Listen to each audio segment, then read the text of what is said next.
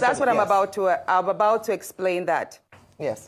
Yes, so many people do not know what I'm about to say, but I'm going to speak my own truth. And the Senate President is allowed to counter that. It all started on the 8th of December, 2023, which was a day before his birthday and my birthday. We are birthday mates. We were all in Akpabio because he had a big fanfare in the stadium. Myself, my husband, and a few of his close friends, we went to Akpabio. And at first, we were at Ekpene. We were in his house in Ekpene. Then we all moved to his house in Uyo, which was about 8 p.m. And he held my hand and said he wanted to show me around his house. My husband was walking behind us, just 3 of us. We're walking around from room to room. He showed me the beautiful interior. This was done by this, by that, this designer here, he bought this from us. I was like, oh, it's beautiful. And then I noticed that he hastened his pace while still holding my hand. And my husband was behind, still on his phone, but he was catching up whenever he could.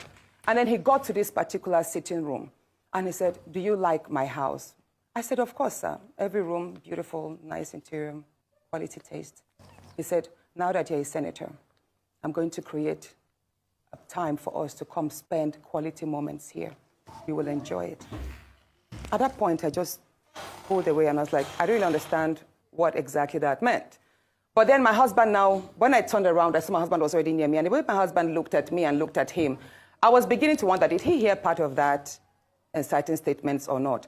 And then the Senate President, too, I saw that he also had that thought, like, did my husband hear the invitation to treat or not?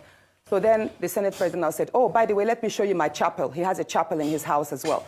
So while we were going to the chapel, you know, we walked in silence and all. So that evening, before we left the Senate President's house at about 11 midnight to the 4 points in Ekpene. And my husband asked me, Natasha, what did the Senate President whisper to you? What's he telling you? I thought, should I tell him that he was speaking about bringing me in here at a special time for us to have a good time? Or should I just kill it there, wrap it as if there was nothing? Because tomorrow was a big day. I know how much my husband adores the Senate President. He loves him as a brother. My husband would do anything to support him. So I told my husband, nothing. I can't remember what I created, but I just gave him some words to manage, to mask what was said. When we laid in bed, I lay to my right, and my husband wrapped his arms around me, and he said, my love, you know you can't tell me anything. What did the Senate President tell you? Again, I was like, don't you believe me? I said, nothing. Nothing. Moreover, it's my birthday in a few minutes. Let's just be happy. Then my husband told me he doesn't want to see me travel out of the country alone, and I should not go to the Senate President's house because he has a guest house where many senators do go there, you know, after office to like get approvals and all that. So I told him, okay, no problems. That was it. I thought that was going to be the end. But then, in February, I wanted to move a motion. I wanted to move a motion for the investigation on the ills of corrupt practice in Ajaokuta Steel Company. I listed that motion 5 times. It was the 6th time that it was listed on the order paper that was approved. Many senators can testify to that. Each time the motion is listed, just before he takes it, he will say, oh, Senator Natasha, we can't take this motion because the board of the Senate does not accommodate it. Or he will speak on others and then let it drag so that just before my motion is taken, the time will be well spent and won't. So he kept on doing that. I went to him in his office. And I said, Senate President, you know how important this Ajaokuta Steel Company to me is. You know how important it is to my people and to Nigerians. I've noticed that you have stepped down this motion. As a matter of fact, a number of senators told me, go and see him and plead with him so that he would take it. I was like, sir, please, why can't you take this motion? It's very important. It's been listed. Then it was listed the 3rd time I stepped down. He then said, Natasha, I'm the chief presiding officer of the Senate. You can enjoy a whole lot if you take care of me and make me happy. At that point, I said, sir, I'll pretend that I didn't hear this. He said, well, the ball is in your court.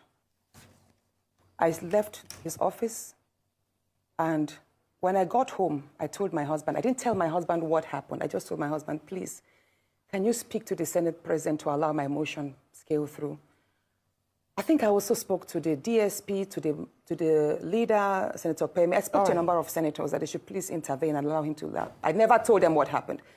My husband had to take a trip to London. Then the Senate President traveled to London.